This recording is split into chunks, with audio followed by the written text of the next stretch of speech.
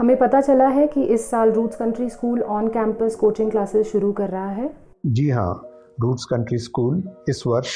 Coaching classes शुरू कर रहा है जो कि वर्चुअल रहेंगी और बढ़ते हुए कॉम्पिटिशन्स को देखते हुए पेरेंट्स की एक्सपेक्टेशंस को पूरा करने के लिए साथ में हमारे बच्चों को एक additional help under one roof मिल जाए, तो इस वजह से हम लोग जो है इस साल से कोचिंग क्लासेस ऑन कैंपस शुरू कर रहे हैं, जो एक अपने आप में यूनिक प्रोजेक्ट होने वाला है जो अभी किसी भी स्कूल में कहीं पर भी इंट्रोड्यूस नहीं हुआ है। ये वर्चुअल क्लासेस ऑनलाइन क्लासेस से कैसे अलग हैं? कोचिंग क्लासेस जो हम लोग शुरू कर रहे हैं ये एक्स्ट्रा मार्क्स के साथ मिलके कर रहे हैं,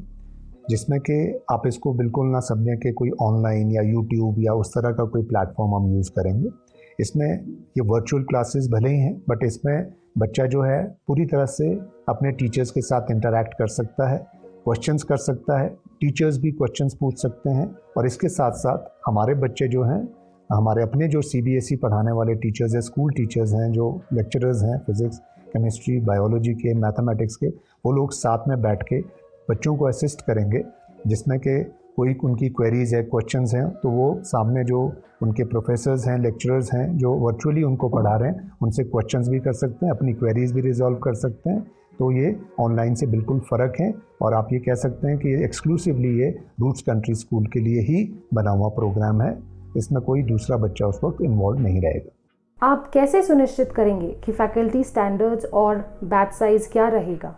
मैं बता दूं आपको कि जो इसमें फैकल्टी है वो एक्सपर्ट फैकल्टी है,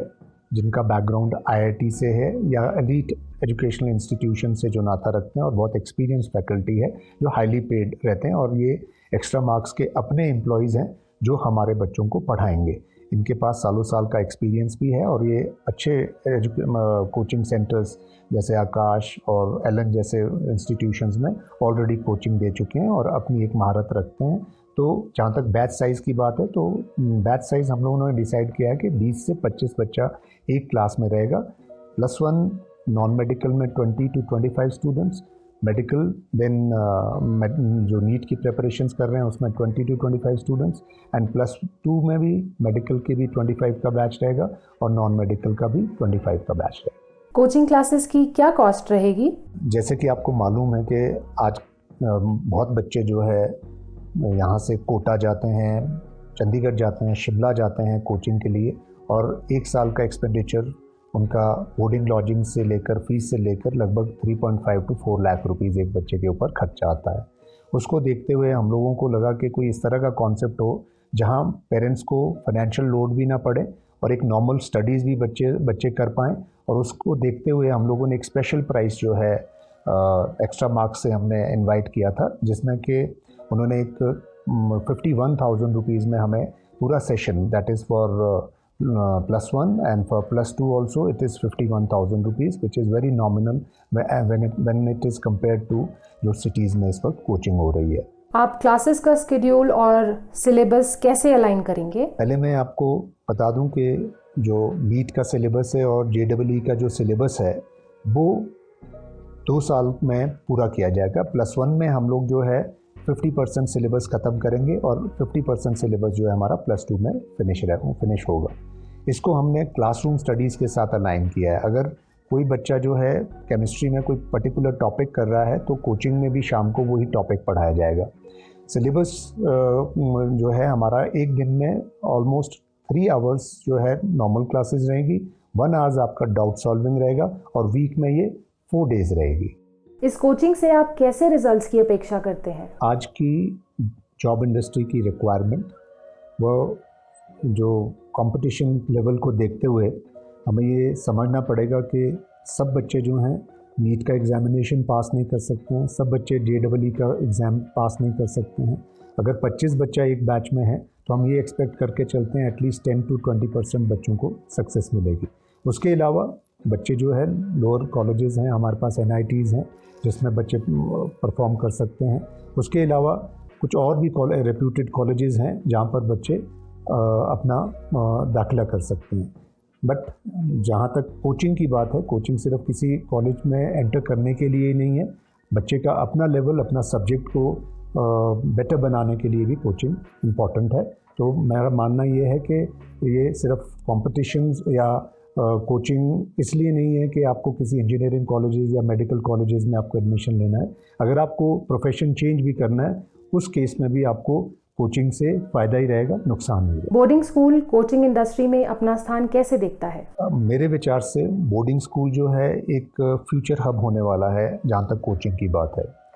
हमने जैसे देखा है कि बच्चे जो अपने घरों से बाहर जाके कोटा या चंडीगढ़ या दिल्ली जैसी जगहों पर जाके कोचिंग करते हैं, जहाँ पर वो अपने नॉर्मल रूटीन से बहुत बाहर चले जाते हैं और वो बहुत ऐसी कुछ एक्टिविटीज़ में भी जिसमें ड्रग्स है या कह सकते हैं आप they are not into there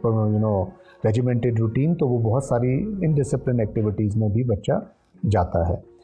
unlike boarding school में अगर आप देखें तो आपका बच्चा जो है हर एक्टिविटीज़ में पार्टिसिपेट करता है, जिसमें कि आप कह सकते हैं कि बच्चा जो है नॉर्मल जो पढ़ाइयाँ कर रहा है वो तो कर ही रहा है, उसके साथ साथ बच्चा स्विमिंग कर रहा है, बच्चा जो है सिनेमा जाता है, बच्चा बॉक्सिंग करता है और वेरियस एक्टिविटीज़ लाइक जिम है, बहुत सारी एक्टिविटीज़ भी बच्चा करता है और साथ में वो कोचिंग भी कर पा रहा है। ये एक बहुत बड़ा एडवांटेज हो सकता है। Since it is a very discipline and a regimented routine, तो कोचिंग जो है बोर्डिंग वाले बच्चों के लिए एक बहुत बड़ा एडवांटेज हो सकता है। और अंडर वन रूफ अगर बच्चा है तो उसमें कम्यूटिंग का जो टाइम है वो भी बच्चे का बचता है, उसमें जो बच्चे का जो अलाइनमेंट ऑफ सिलेबस है वो भी इजीली हो सकता है और उसके साथ साथ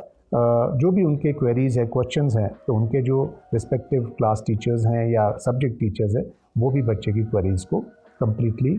सेटिस्फाई कर सकते हैं। प्रेजेंट कोचिंग क्लासेस और कॉम्पिटिटिव एग्जाम्स के बारे में आपके क्या विचार हैं? जो करंट कोचिंग इंडस्ट्री है, तो मैं थोड़ा सा बताना चाहूँगा कि किसी भी कंट्रीज़ को आप देखें, चाहे अमेरिका देखें, यूरोप देखें या और सारे देश देखें, तो जितना कोचिंग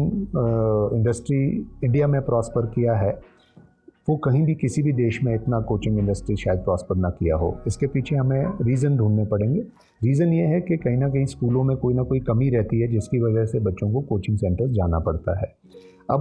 बात ऐसी है कि अगर हम लोग कोचिंग सेंटर्स जो हैं स्कूल के अंदर ही रख दें तो शायद बच्चा जो है अपना एक नॉर्मल रूटीन, नॉर्मल लाइफ को भी जी पाएगा, जो एक डिसिप्लिन की लाइफ है और एक रेजिमेंटेड रूटीन होता है स्कूल का, जिसको भी वो फॉलो करें और साथ में वो अपनी कोचिंग भी कर ले। अनलाइक हो ये रहा है कि बच्चा जो है जब कोचिंग